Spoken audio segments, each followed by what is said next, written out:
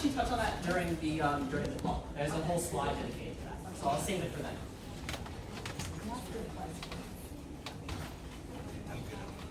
Yes?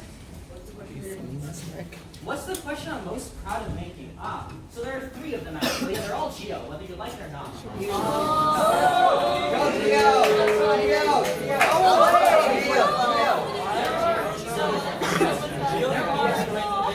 There are like 3 geo problems I consider my favorites.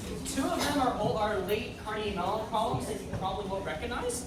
But the 3rd one you probably will, and it goes something like this. You have 3 circles of radius 4. Right, so these 3 circles all have radius 4. Construct points, let's see if I can get the diagram right. Here, here, and here. So that this is an equilateral triangle whose sides are tangent to the circles. What's the area of this triangle? They recognize this.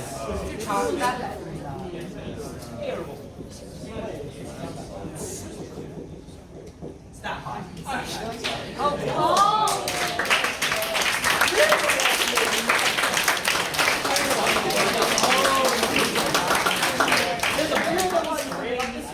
There's a really funny story about this one.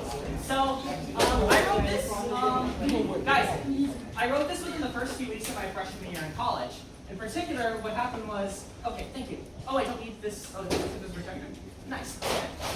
So I was a naive freshman in college, and if there was one thing I was scared of, it was when I was doing my laundry, I would go back up to my room and forget that my laundry existed. Right? We've all had this problem before. Maybe we haven't all had this problem before. But this is a problem that one can conceivably think of. And so, during the first few weeks of college, whenever I would do my laundry, I would stay in the lounge and not bring my laptop. And instead was purposely try to distract myself in ways that I knew that I could get my laundry so I wouldn't forget it. And one time I was like, okay, I'm going to write a math problem. This is what happened. So, yeah, my inability to do real life paid off, I guess. Yeah, so that's pretty funny. There's another story, there's another ANC problem that was written like this, and that was written in a similar sort of manner, and I'll touch upon that during the, at the end of this.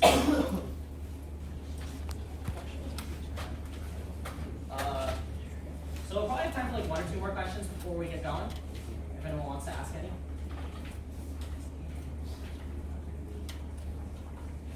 Sorry for the wait. I'll try to make this quick so you guys can go to Stafford Student Basketball, but no guarantees. So here we go. Hi. My name. Okay, what is moved to Monday? Cool. Okay. So I will keep you here for as long as I want. Brilliant. Okay. So, hi. As you probably already have guessed by now, my name is Altizio, and I'm going to be talking to you guys about problem writing. So here's the gist of what I'm going to talk about. First, I'm going to give us an introduction into problem writing, i.e. how I got started and why I enjoy doing it. Then we're going to talk about the stereotypical things you always talk about when you talk about problem writing, namely writing problems backwards and writing problems forwards. These are 2 sort of schools of thought that show up a lot of times when you write problems. I'll explain what these are. Then the meat of this talk is section 3, where I discuss various ways in which I've come up with ideas and give examples of these ideas being used in action. And then I'll talk about some parting shots. Okay, so first things first, let's talk about how I got into problem writing. Now, I can't really say when exactly I got into problem writing because, well, it's hard to pinpoint these sorts of things. In 4th grade, in elementary school, I was sort of an inquisitive person, and I asked lots of questions whether people around me liked it or not. But I think the thing that I always attribute to that made me start problem writing officially, quote unquote, is in 5th grade when I came across this game as part of my high school, my elementary school's math enrichment program, which is sadly defunct now, called Descartes' Code.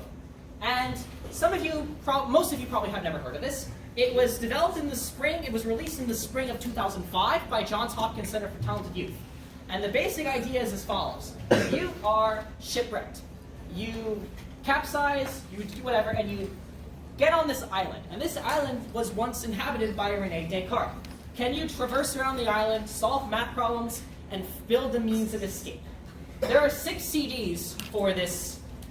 There's a 6 CD collection. Each CD in the collection goes through a different area of mathematics. In particular, if you go through the raft, you go through measurement problems. On the capsizing ship, it's numbers and operations. All the way in the back, there's a mine where you go through data analysis and probability. The underground river will take you through algebra. The castle will take you through geometry. And this zip line will take you through reasoning and proof. And you'd be thinking, wow, that's an incredibly cheesy tagline for an educational math game. And you're right. But I was in 5th grade. And of course something that incredibly cheesy is going to get me captivated. Combined with the, frankly, really high production values for something that was made in 2005. Like, honestly, this was incredible back in the day. And so, I played this game a lot in my 4th, 5th, and 6th grade years. And I said to myself one day, you know, I really like this game. I'm going to make a Descartes Code 2. And being in 5th grade, I didn't know how to do anything, right? So the best thing I could do was just write the problems for this thing. And, well, I'll let my 8th grade self tell you how I wrote problems in back then. For reference, I posted this on my Facebook wall in 8th grade. It says, I used to think that a hard problem was one that used extremely complicated numbers with simple equations. Now I know better. Wow. Notice how it has 0 likes and 50 comments, and none of those comments have to do with the original post. It's brilliant. It's a brilliant mess. But anyway, so what am I trying to say with this quote? Well, my easy problems were stereotypical easy problems you might find on like an AMC 8 number 1. Examples such as, let's say I have a bookshelf of length 32 centimeters, and I have books of size 4 centimeters, of width 4 centimeters. How many books can I fit on my bookshelf? And it's like 9. Fine, right? 9. But anyway, yeah. Charlie thinks. So Jeez, these idiots, it's 10. Problems. But the hard version of this problem would just take the exact same mechanism and just make all the numbers ugly decimals and add as an immovable statue somewhere on the shelf to just throw you off and make you miserable. But this is my perceived notion of difficulty back then. But it's not a good start, but it's a start. And although I wouldn't really start writing for math competitions 2 years later, as I talked about in my Q&A, I did eventually start writing. And here is sort of my list of all the contests I've written for. Notice how in the beginning, right, I was part of like a sort of problem writing group with a bunch of AOPsers you probably don't know. Some of them you might know, some of them you might not know. And then slowly but surely the number dwindles until I write my own mock in 2013. In 2015 we write my friend Justin Stevens, who you might know on AOPs' binomial theorem, and I write what we consider to be our best mock in 2015, early 2014 actually.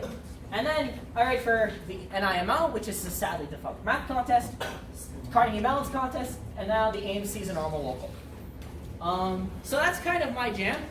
A few things to note. One, in the beginning, I was writing with a huge problem writing group.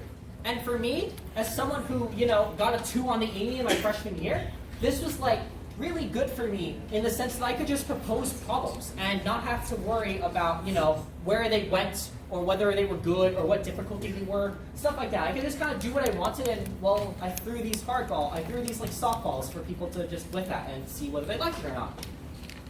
The second was that, you know, it took a long time to go from here to here. I mean, 4 years is an entire high school, which I mean for you guys is like forever.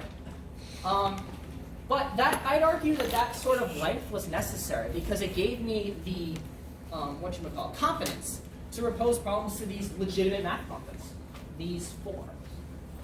So that's kind of my origin story. But now we ask the eternal question: why? Why do I like writing math problems? Well, I'm going to give a bunch of quotes from other math problem writers that should kind of explain my 3 big reasons why I like math problems, writing math problems. The first is from Alexander Katz. HMT problems are, some of you may know him on AOPS as Bobtro. It's just way more interesting to be writing problems than solving them. When I'm solving a problem, I don't really know if it's an interesting problem or not until I've essentially found the solution. When writing problems, almost everything is interesting by default, since uninteresting things get tossed out the window pretty quickly. I'm sure you've all had this problem on a math contest that you look at and you're like, I really don't want to solve this. And you have to solve it because it's a math contest, and your score depends on it. But when you're problem writing, you don't have to worry about that. if an idea is interesting to you, then you don't have to like slog through it trying to say, oh, eventually I'm going to write this problem. It's like, you get to choose what you work on. The second quote is by a man who needs no introduction, Evan Chen. You actually get to choose what you work on. You don't have a time limit, and you can use any age you like. For example, most Olympiad geo problems I propose are things that I come up with after 3 to 6 hours of playing with GeoGebra, and are not things I could come up with in any reasonable contest environment. Same exact thing, time limits. They're bad, right, for math contests. You guys would be like, oh, I could solve another problem if I had more time. Well, you can write problems as hard as you want if you give enough time. Actually, it's not quite true, but like all the super hard problems I've written for math contests, I could never solve in a math contest setting. Which I mean is sort of masochistic in a weird way, but like, I can't solve it in a short amount of time, so I'm asking you guys to solve it in a short amount of time. But I mean, that's the nature of the beast. The third and last quote comes from a guy by the name of Michael Tang, who goes by AOP's name MS Tang. It's fulfilling to make ideas come to life and create a finished product that people can enjoy. Besides, it's an opportunity to give back to the math contest community. I think this is sort of the third big reason why I like math contest problem, writing for math contests, because math contests basically changed my life, right? In middle school, I was this guy who just kept playing video games. And eventually my parents were like, oh, well, we're concerned that this guy's gonna throw away his intellect and, waste it. But then a few years later, I discovered math contest by logging on to AOPS for the first time, playing a few games before the win, and absolute game destroyed. But, I mean, in that regard, I was like, oh crap, I need to actually get better. And then from then, they didn't have to worry about me playing video games all the time. So, I mean, in some senses, the least I can do is kind of get back in this way. It's the reason I'm 4 years removed from math contest and I'm still TAing here at Awesome. So, okay, now that I've talked about why I write problems, let's talk about writing problems. And the first technique I'm going to talk about is called writing backwards. Writing backwards is sort of concocting a problem around a given solution. And I'm going to give an example here. Consider the following inequality. If a, b, c, and d are real numbers, such as a squared plus b squared plus c squared equals d squared, then for all real x, y, and z, this thing. If you don't understand why this is, I mean, this is an application of Cauchy-Schwarz inequality. If you don't know what that is, that's fine. You don't need to know it. But you say, okay, I have this inequality that I want to, that might seem interesting. You might try to create a problem which sort of hides this idea. Now, how exactly can you hide a condition like this? Well, you can make this condition hard to see. Right? You can make the fact that a squared plus b squared plus c squared equals d squared sort of obscure. And there are a bunch of ways to do this, but one nice way is to recognize that 2 squared plus 3 squared plus 6 squared equals 7 squared, for instance. And so if you replace a, b, c, and d with 2, 3, 6, and 7, you get a problem which is marginally harder. Right? It's not that much harder. I argue it's not even really harder because the Cauchy-Schwarz, clear if you've seen it before. But you still have to make this deduction somehow, which makes the problem a little bit better than this one, in some sense. You can see it's like a more natural problem statement, right? And indeed, this obfuscation is used in 2002 USA Rule number 2. Actually, if you look at a problem, you'll see the coefficients 2, 3, 6, and 7 kind of just lying in there. So this is the idea behind writing a problem backwards. You sort of take an idea and you kind of build a problem around it. So this has its pros and cons. One of the pros is that backwards writing is generally easier than forward writing, and I mean that in massive quotes because obviously problem writing is hard. Well, basically the idea is when you're writing a problem backwards, you already have the nucleus of the problem, and so what you're doing is kind of like coding it in such a way that it makes it presentable. Even if your problem has like a really bad, even if your problem is a bad problem, there still might be a decent idea lurking in the middle of all that. And so in some sense, it might not actually be a bad problem. The second thing is by constructing the problem around its solution, you have control of how the student goes about solving the question. Same exact thing, you have control of the solution. So there might be problems that have really nice problem statements but are kind of boring, right? They're routine. But if you're trying to write a problem around a crazy idea and you make the problem nice enough, then you don't have to worry about that. But one of the cons is that backwards written problems can sometimes feel more artificial, right? Because you're writing a problem around a given trick.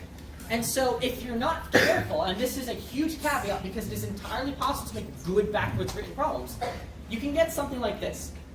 USA TSTST 2012 number 6.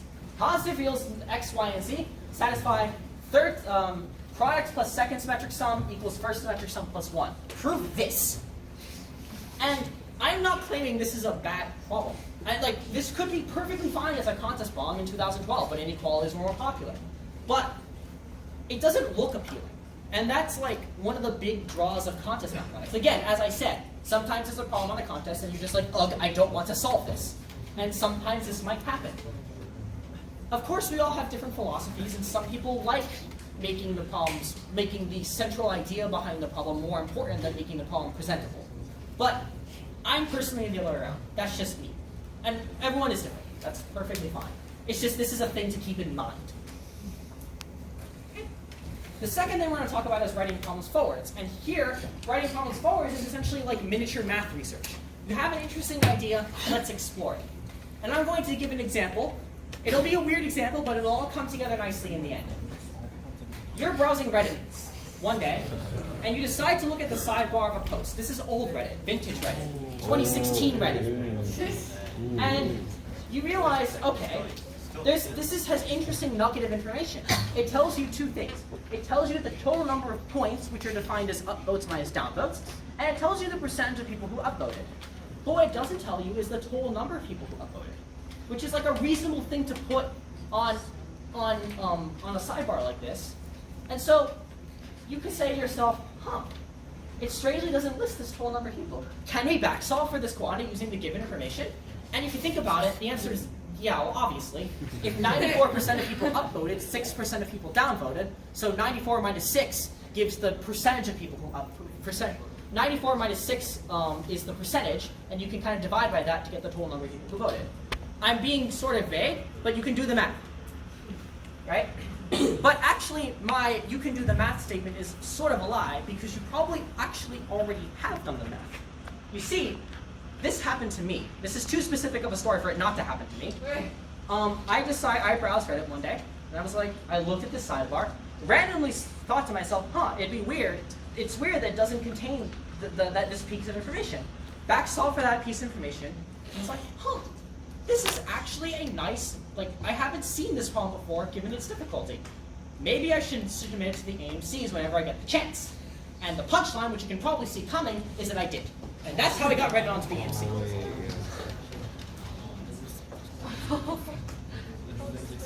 In particular, this is the problem about uploading a video to a website. I remember this problem. I remember this problem. Bro, I do remember this problem. I do remember this. I got it right, yeah. Bill number 6, you got it wrong.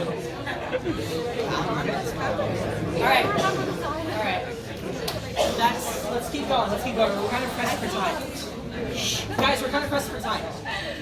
So, that's an example of writing forwards. It's like, this is sort of a easy example of writing forwards, but the idea is still the same. You have a question in your head, it's a natural curiosity, and you answer that question, right? It's sort of like solving a math problem, except you don't know what the answer is going to be at the end. And there are some pros and cons to problem writing as well. Problem statements are more natural, in part because the statement was something you come up with organically, pretty self-explanatory. And by solving the problem while writing it, you often get a better idea of the problem's difficulty. Now, when you compare this to writing, backwards, right? You came up with the trick yourself, right?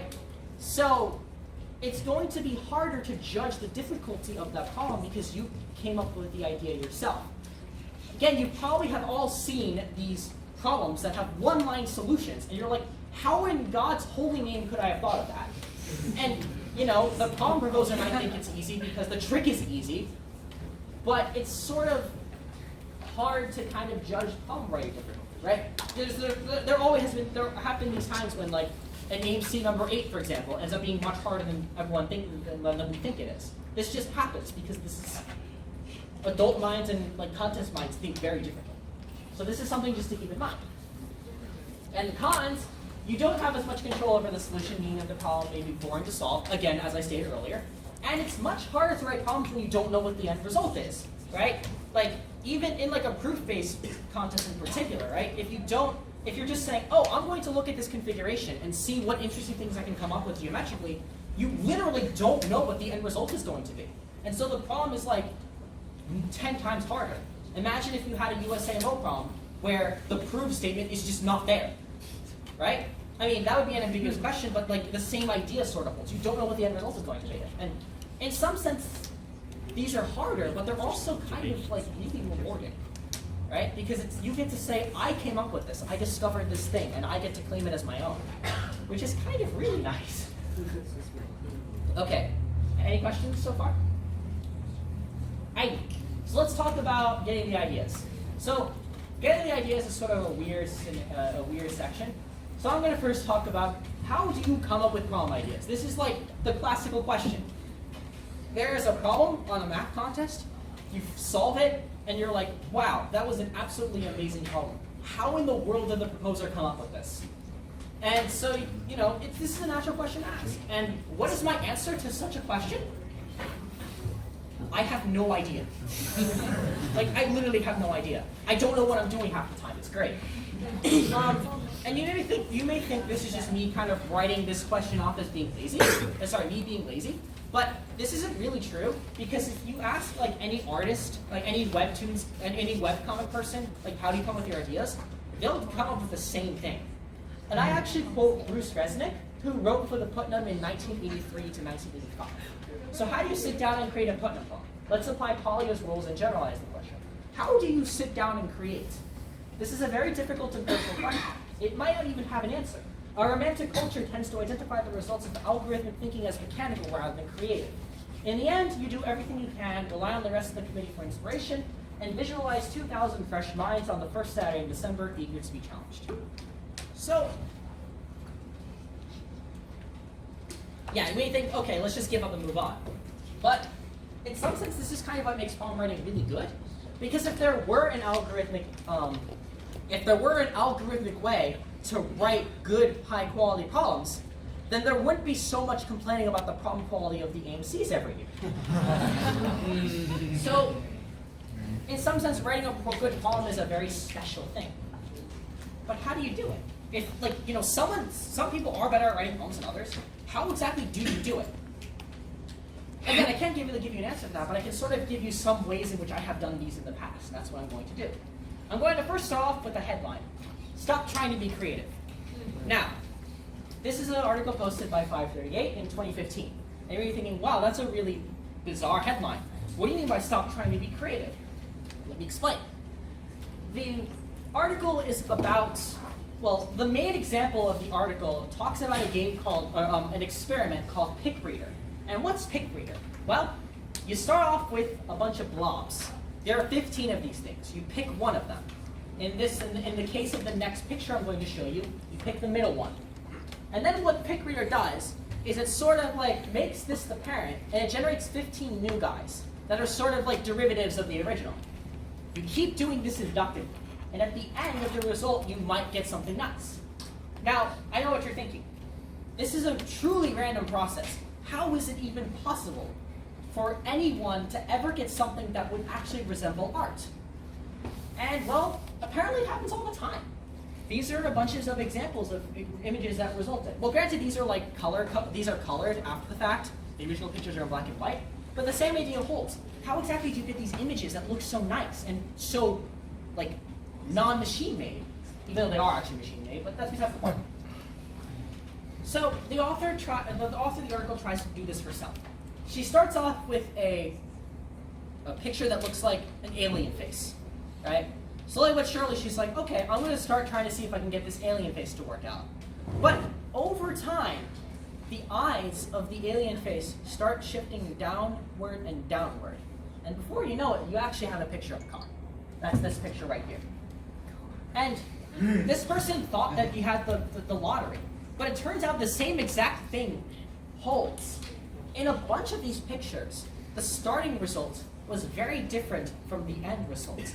In fact, the article claims, if at every single point you pick the picture that looks most like the butterfly, you won't get the butterfly.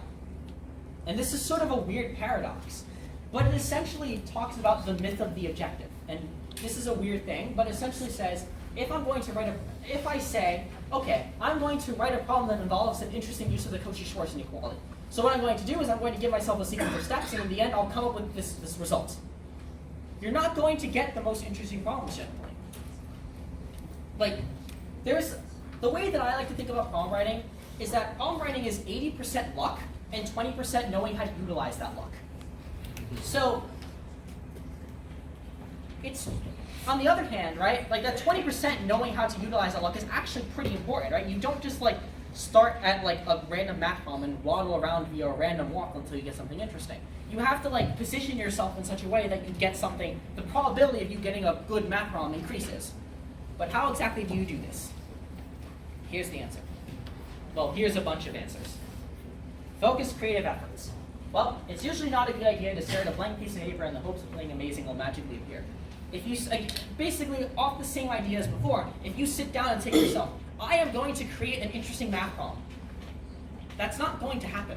Well, it might not happen all the time. But the idea is you're only going to be focusing on ideas that you think are already cool. But the interesting ideas are the ones that come up organically, the ones that you discover. And you say to yourself, wow, that's actually really neat. Right? So these are the types of things that are interesting. So you can't go into the problem writing expecting to get something interesting. Sometimes you just won't work out. But sometimes it will. And in the cases where it does work, you're super happy. That being said, focusing on a particular line of inquiry helps concentrate thoughts.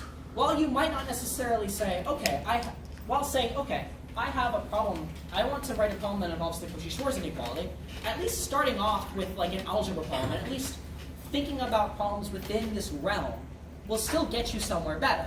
After all, most subsets of really large sets are still really large. So even though you might be pigeonholing yourself, there's still lots of room for you to kind of waddle around to get something interesting. And it's worth noting that this line can change drastically, as in the pick reader case. Sometimes discoveries in one problem idea can lead to new questions in a completely unrelated one. So how exactly do you go about focused creative efforts? Well, you can ask yourself questions. Sam Vandervelde claims that who wrote the Mandelbrot contest, which is one of the best contests I've ever seen, basically emphasizes asking good questions. And what are some of these questions? Well, here are a few examples. When is this function 0, an integer, a perfect square, etc.? You have this function. Maybe let's try to figure out some special properties of this function. When is it 0? When is it 0? That's equivalent to like solving an equation for x or something like that. When is it an integer? That's like when does this fraction become an integer? When is it a perfect square? That's a Diophantine equation, and so on and so forth. You're finding special properties about these mathematical objects, and that might make things interesting. The geometric version of this is when are these lines concurrent or these points collinear, right? Like you may draw a diagram and it just so happens that 3 points look collinear. And you may ask yourself, what if it were the case if it were collinear? Now a lot of times your answer will be stupid, like the triangle is equilateral or one of the angles is 60 degrees, but like this is a natural question to ask. Now we start ramping up into the complexity of these questions. What other functions or objects satisfy this property?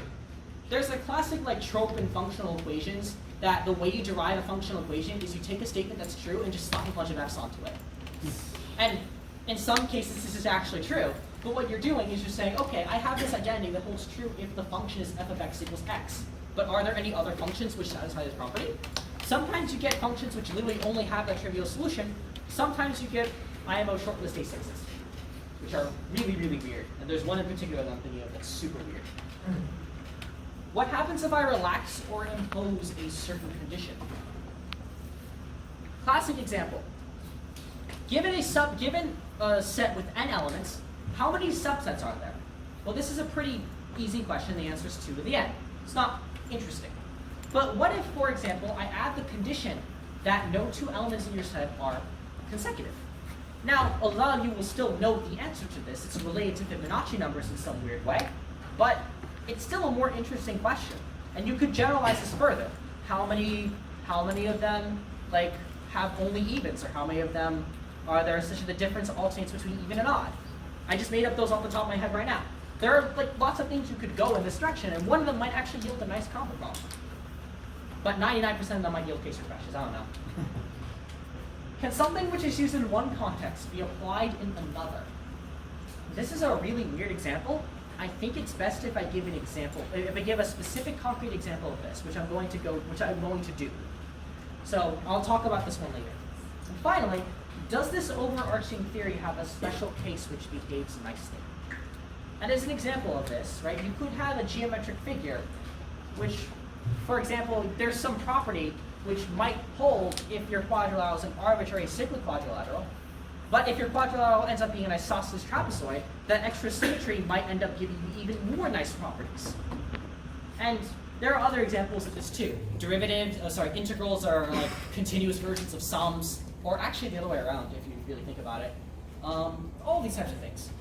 So this is like all meta. Here are a few examples. The first one is one that for a contest that I've written. The second one is a contest that I haven't written for because I wasn't born yet. The first one is from the Carnegie Mellon Math Contest, and it's 2017 number theory number 5, and it states the following. For A, B, and C to be positive integers, which are pairwise relatively prime, we define the GCD of these two fractions, A over B and C over D, to be the GCD of AD and BC over BD. And then some other random stuff, just to make the answer computable in like a short amount of time. Now, it may be pretty obvious what the inspiration for this problem was. One day, I said to myself, it'd be weird if we could generalize the notion of greatest common divisor to rational numbers. And so I searched this up online, and it turns out I found this answer in a Tumblr post, which is the last place I would ever think of finding this thing. But I did, and I said, oh, this is kind of an interesting definition.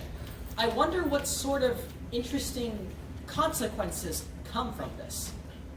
In particular, a nice question you can ask is, when are these two fractions relatively prime? Right? When is the GCD of two fractions equal to 1? And you do some math, and it turns out that the answer is they have to be relatively prime integers, which is kind of nice. It's a nice exercise in greatest common denominators and like all that stuff. If you're in NT2 or NT1, try this.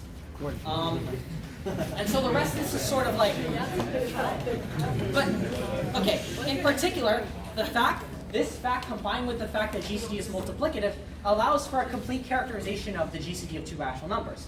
They are if the GCD is 1 over k, then it's two relatively prime integers divided by k. And so this is just sort of here to make the answer computable. So that's kind of like a nice thing that happened. The second example is a super classic example from the Mandelbrot competition. It goes like this. The polynomial blah has real roots a, b, and c. Find the area of the triangle with sides a, b, and c. And some of you may be like, well, this is a classic problem, right? You just hear it in formula or whatever. But if you think about it, right, this is over 20 years old.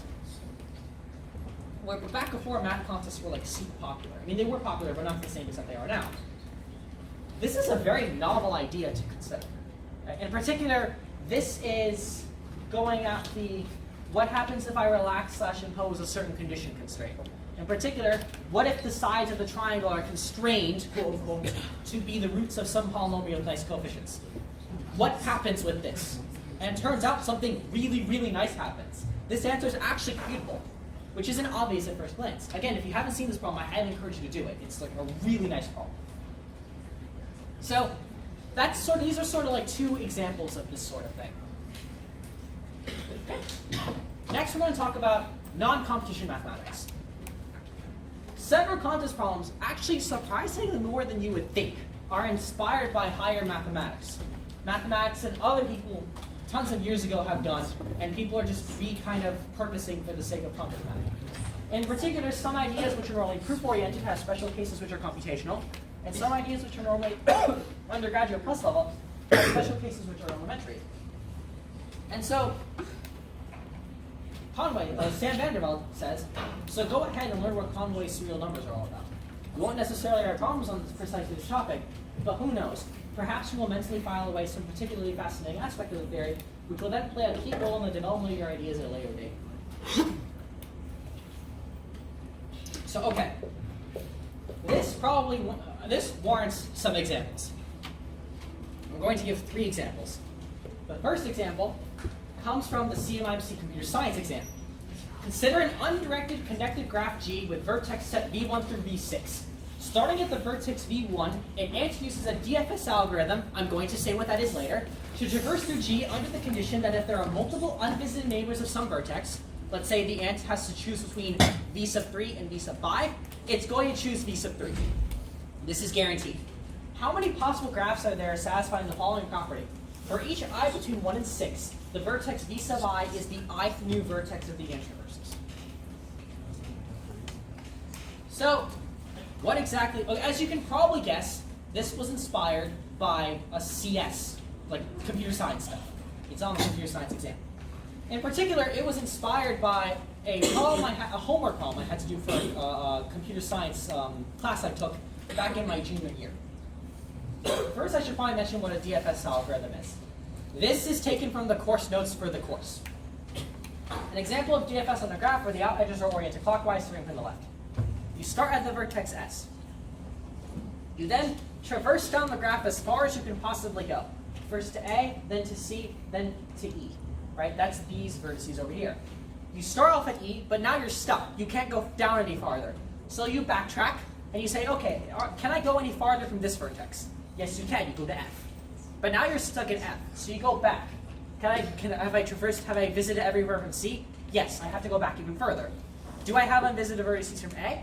Yes, I can go B, D, and now I'm stuck. I just go back. What I've done is I've traversed every single vertex of this graph.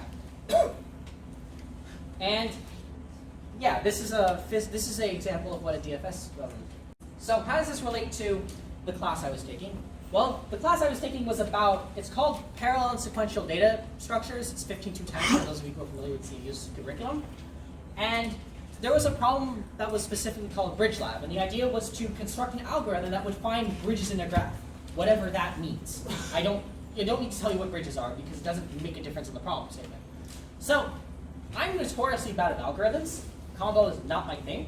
So there were a bunch of ideas that I tried that didn't work. And one of the ideas that I tried was, okay, well, they're giving us this hint to use this thing called DFS numbering. What's DFS numbering? Well, you just keep track of the order in which you exit and enter and exit vertices.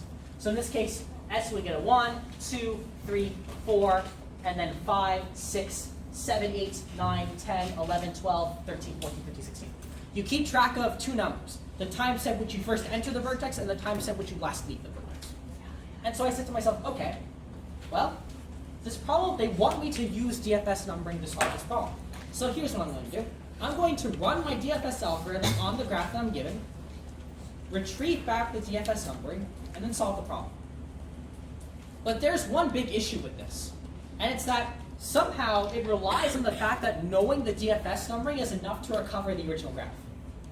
It turns out this is very, very false. It's possible to give examples of different graphs that have the same exact DFS numbering, but one of which has a bridge at a certain location and the other one doesn't.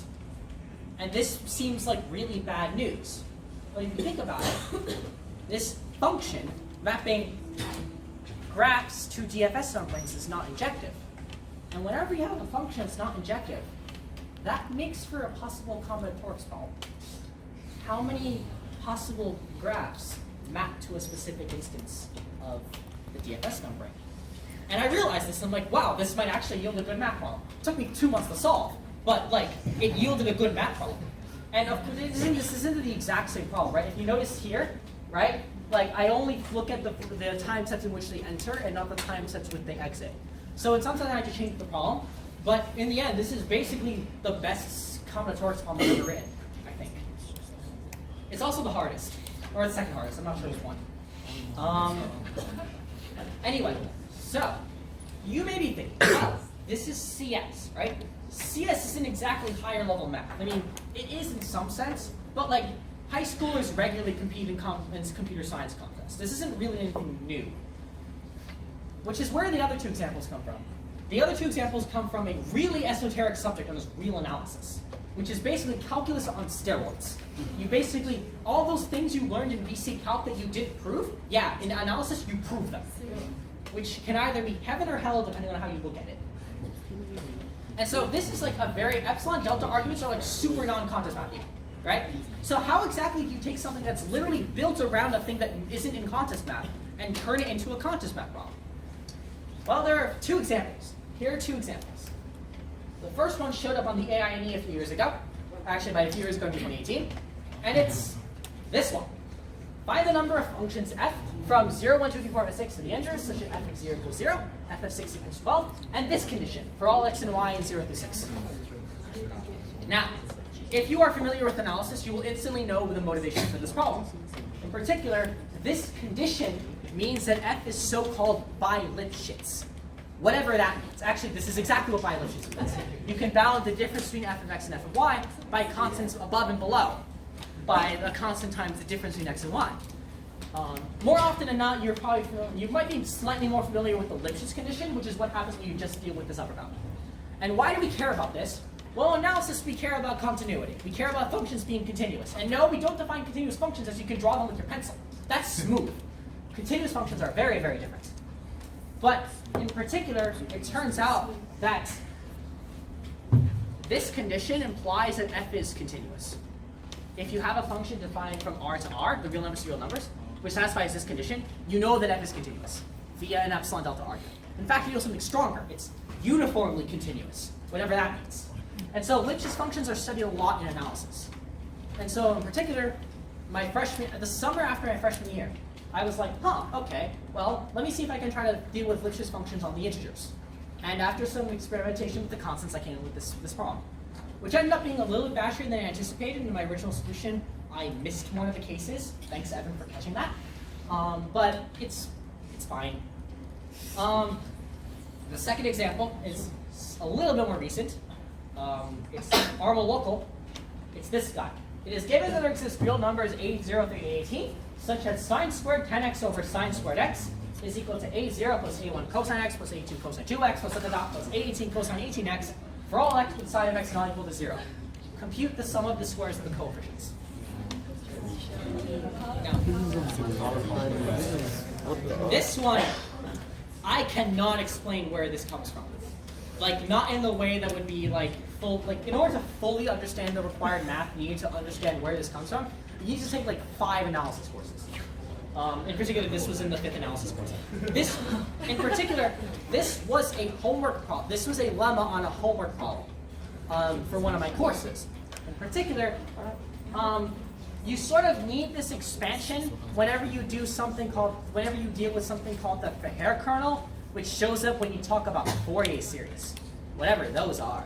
And you use this expansion to show that some integral is equal to 1, and that helps you prove certain things about convergence of Fourier series. It's really, really complicated. And I actually don't know enough to explain it to you. I just like took the course. But this sort of existed, and yeah. Now, of course, I'm not saying that you need to know analysis to come up with this question. I'm saying that knowing analysis made me come up with this question. And not even come up with this question, just adapt it from a homework problem. So, yeah, these are 2 examples of problems that were inspired by analysis and stuff. Okay. Now, I'm sorry we're running a little late, but projectors and stuff.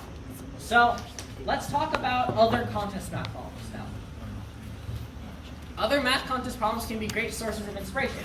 Interesting ideas can often be expanded upon to yield original new questions. Emphasis on original. If you've taken a math contest before, if you've taken a mock contest before, you've probably seen some mocks where the last question, some of the questions that are just straight up ripped off from old math contests. And indeed, sometimes this happens. But here what I'm saying is not that. I'm saying if you take an idea that comes up when you're trying to solve a math problem. You're like, hey, this is an interesting idea. Let me explore it a little bit further. You can come up with an interesting math problem that has no relation to the original problem. Or at least it has an identity of its own. The only catch is that the problem should still have its own identity, and in particular should not look like a copy of the original question. But of course, the criteria for this depends on the difficulty of the problem. Like if you're trying to rip off, if you're trying to come up with a new idea from an AMC 10 number 1, there's really not much you can do, and you can try to make it original. But in the end, it's still going to end up being very similar to the original problem, and that's okay because it's an AMC number 1. And in these cases, we don't really care about originality as much, because the people who would think it's not original are going to solve the problem no matter what. But if you do this on a number 25, then there's something wrong, right? So there's sort of this spectrum that happens. So what are some examples of this? 2 examples this time. The first example is from an IMO. It looks scarier than it actually is. For your real numbers x and y, define, I think this is grad of x and y is equal to x minus 1 over y. Find grad of 2, comma, grad of 2, comma, grad of 2, comma, dot, dot, dot, comma, grad of 2, of grad of 2, 2, lots and lots of closing parentheses. In particular, there are 2016 of these things. Now, I'm going to show you the problem, and it will be instantly recognizable where this comes from. This was an old AMC 10 problem from 2010. For positive numbers x and y, the operation is defined as literally the exact same thing.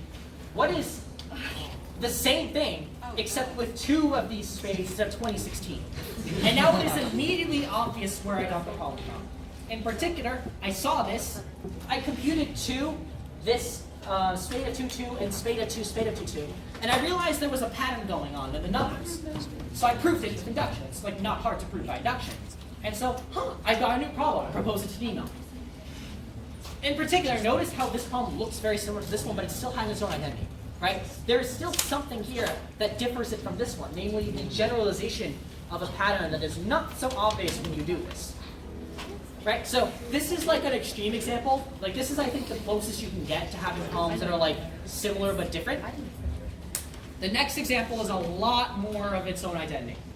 2018 CMIMC algebra number 8. Suppose P is a cubic polynomial satisfying P of 0 equals 3, and whatever that thing is, for all x and r. Determine all possible values of P of negative 1. Now, where did this problem come from? Spoiler alert, I'm going to spoil an Amy problem for you all. Hopefully you haven't taken this mock yet, and if you have, well, I'm sorry. I don't want to be responsible for any sadness you might have upon discovering that you can't mock an Amy anymore. 2018 Amy 1 number 6. The P of x be a quadratic polynomial with real coefficients satisfying x squared minus 2x plus 2 is less than or equal to P of x is less than or equal to 2x squared minus 4x plus 3 for all real numbers x. And suppose P of 11 is equal to 181. Find P of 16. It is not obvious how these guys are connected. I mean, they sort of look the same. There's a polynomial P and there's a bunch of inequalities. But how exactly I claim this is a generalization of this is not so obvious. Here's the story. It's winter break 2018.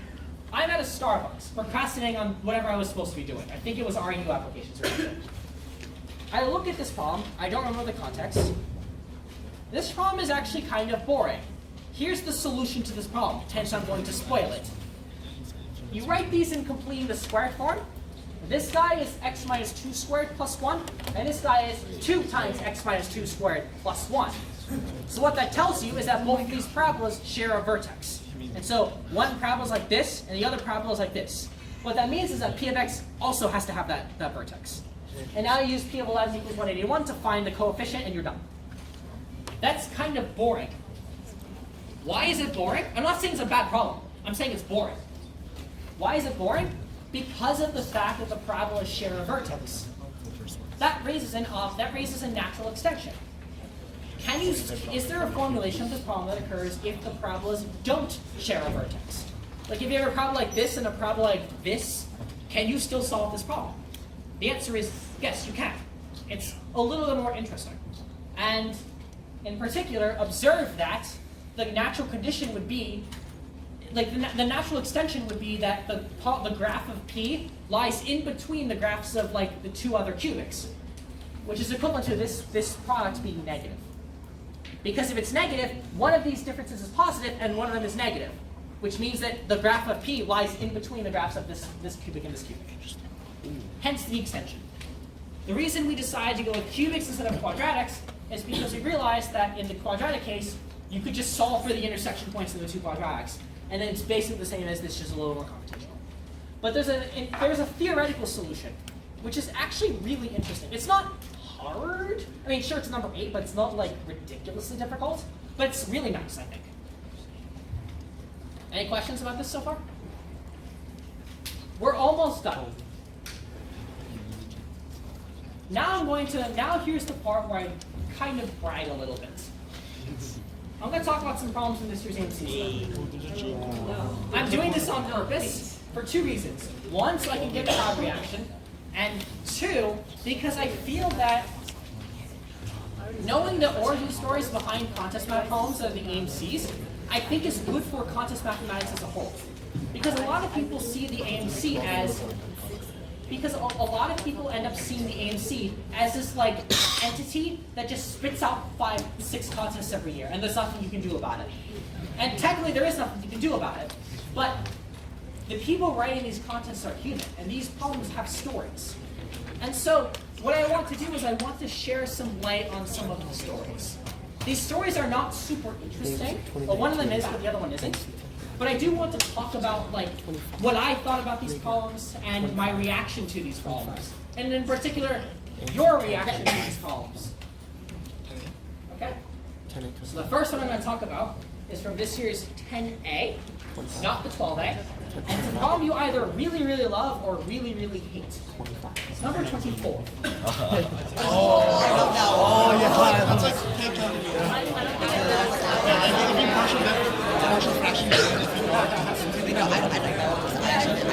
I didn't take one. So, guys. So yeah, this is what I meant. This is the reaction I was expecting. Okay, so let P, Q, and R be the distinct roots of a polynomial.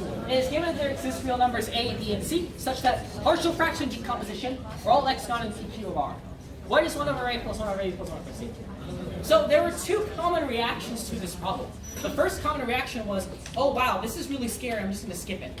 The second reaction is, I know exactly how to do this, thanks for the free 6 points. And so in some sense, this problem is pretty polarizing. Now, how exactly is it polarizing? Well, the way you do this problem is surprisingly simple. You clear denominators, and then you plug in S equals P, Q, and R. And this just works.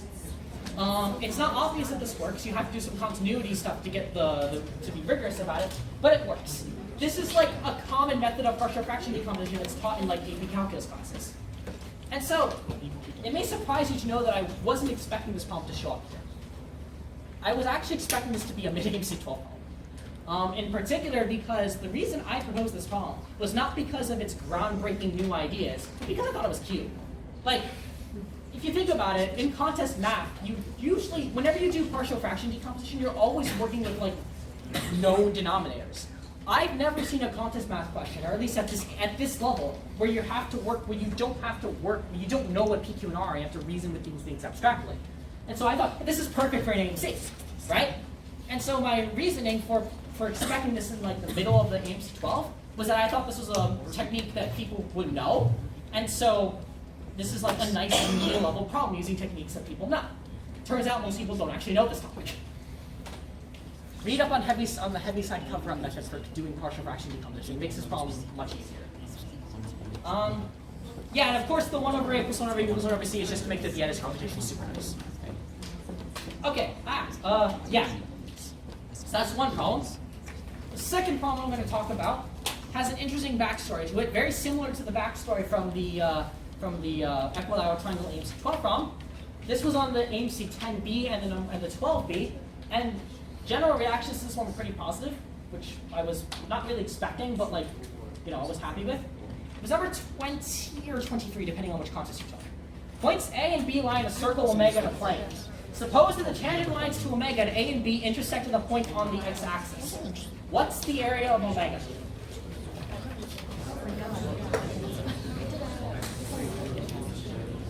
So, I'll let you guys react a little bit.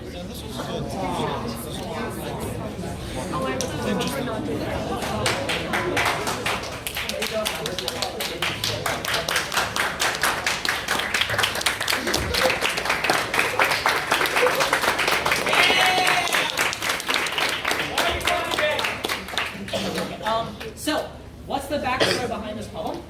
Well, the actual method I used to design the problem is not interesting at all. It's one of those things where I thought of this idea and it just worked and I was pretty happy with it. The numbers are obviously chosen to be nice, but the actual idea is, it's a natural question to ask, I guess. Well, depending on your definition of natural. But the circumstances behind this problem are really interesting. So, picture this scenario. It's early or mid-September. I actually forget the exact date on which I proposed this, but it's on the forum, I think. It's 11 o'clock at night and you're preparing to go to bed. But your battery meter on your laptop says that you should consider recalibrating the battery meter. And I was like, okay, I've never done this before.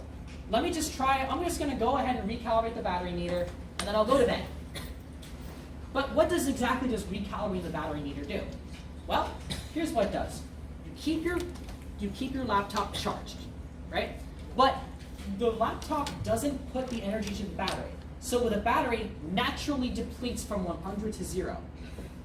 And then it naturally charges it back up from 0 to 100. So you basically go through an entire cycle of uncharging and then charging.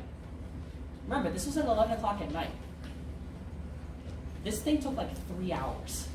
And so I basically said to myself, oh darn, I'm in this for the long haul, aren't I? Because I'm not gonna go to sleep when there's like a process on my computer that I've never done before, right? Like there could be like, the thing could be set on fire for all I know. You never know. And so I was like, okay, I'm just gonna have to occupy myself while I willow away in my tiredness. And after trying to do homework and miserably failing at it because it's 11 o'clock at night, I said to myself, okay, I'm just going to write a poem. Because that's obviously what you think of when it's 2 o'clock at night. This poem was what happened. So yeah, another instance of me being a dumbo ended up working out in my favor. Maybe I should do this more often. So these are 2 poems. I wrote, these are like, how many poems I wrote? I think I wrote 4 poems this year. 3 on the AMC and 1 on the ENE or something like that. And last year I had 6. Who knows what will happen next year? I can't say anything honestly. No, I can't, I'm sorry. Actually, I'll give you this. The answers to every single poem is F. That. Yeah. Wait, I got G. Exactly. It's an answer choice, that's why it's physically linked. That's why you guys have David, Wait. if we write F, will we have it correctly? Maybe. I got G. I got G. Or maybe it's Alright.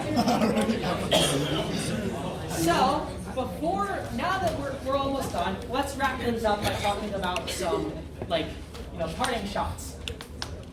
First parting shot, be patient. Writing problems usually takes time. Good problems don't just hatch automatically. Actually, that last statement is false. A lot of times, good problems do hatch automatically, but you can't guarantee this, right?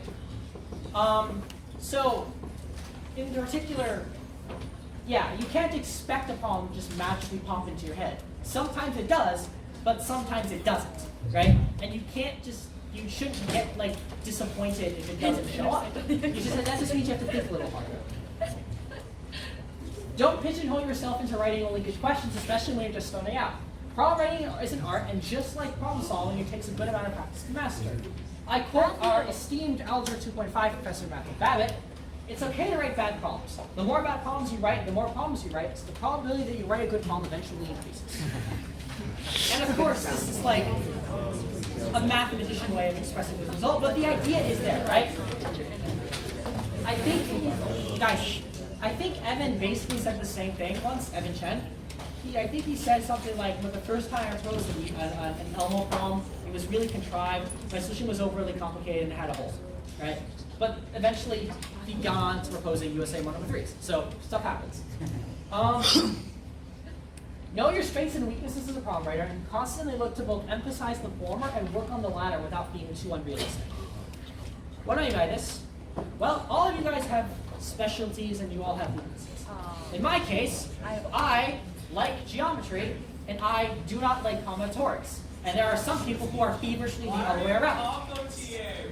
Because I wanted variety. Go Geo! I hate Combo and Geo.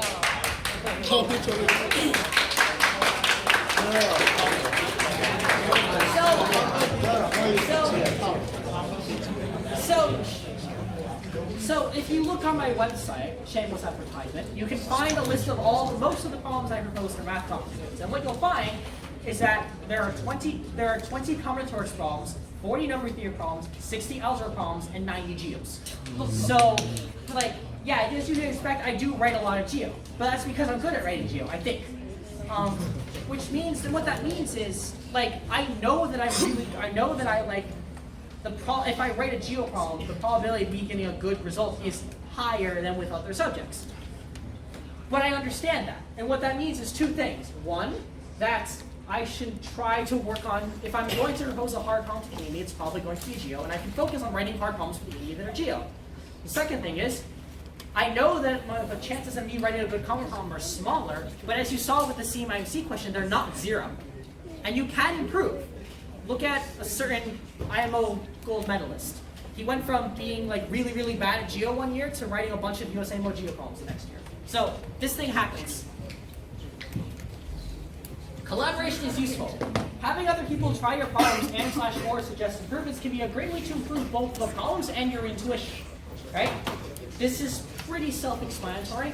If you have a problem that you think is really, really good, and you show it to your friend, and your friend's like, oh, that's trivial, then what that means is either your friend is trolling you, or that there legitimately is a hole with your problem that you need to fix.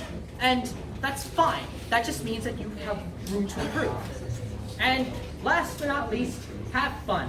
Bashing your head against the wall is much more fun when you enjoy doing it. Note that I don't condone the use of actual bashing. And that's it.